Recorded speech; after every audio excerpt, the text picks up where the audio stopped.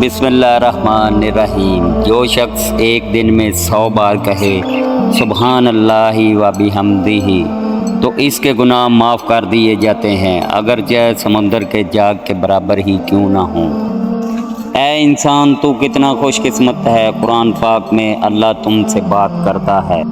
माँ बाप एक ऐसा मेडिकल स्टोर हैं जहाँ हर दर्द की दवा मुफ्त मिलती है। अल्लाह सलामत रखे सब के वालिदैन को, आमीन।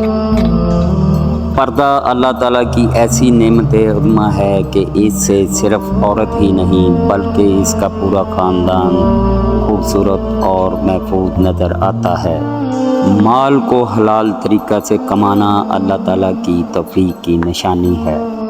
ज़िंदगी में कभी भी अपने हुनर पर गरूर मत करना, क्योंकि पत्थर जब भी पानी में गिरता है तो अपने ही वज़न से डूब जाता है। रसूल अल्लाह सल्लल्लाहु अलैहि वसल्लम ने फरमाया, आदमी जब अपने घर से मस्जिद के लिए निकलता है और कदम उठाता है तो हर कदम के लिए एक पाँव उठाने पर नेकी लिखी जाती है और दूसरा पाँव उठाने पर एक बुराई मिटाई जाती है।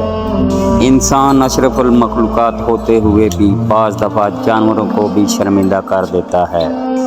अपनी ताकत पर घमंड मत कीजिए, बल्कि किसी अस्पताल जाकर ऐसे मरीज़ों को देखें जो करवट बदलने के लिए भी किसी के मोहताज हैं। इंसाफ करो, वरना याद रखना हज़रत सालेह अलैहिस्सलाम की ऊँटनी के कातिल सिर्फ 4 लोग थे, मगर गर्क पूरी कौम हो गई, क्योंकि बाकियों का जुर्म खामोश रहना था।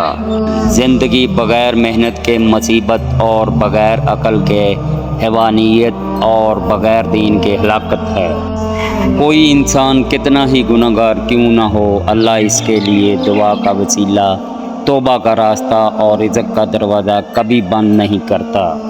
हज़रत जाबर फरमाते हैं, चांदनी रात थी, मैं नबी करीम सल्लल्लाहु अलैहि वसल्लम को देखता और चाँद को देखता, आकर इस नतीजा पर पहुंचा कि आप सल्लल्लाहु अलैहि वसल्लम चाँद से ज़्यादा खूबसूरत हैं। शऊर का पहला दर्जा खामोश रहने की आदत, दूसरा दर्जा बदतमीज़ी का जवाब ना देना और तीसरा दर्जा बद इखलाकी का जवाब इखलाक से देना है।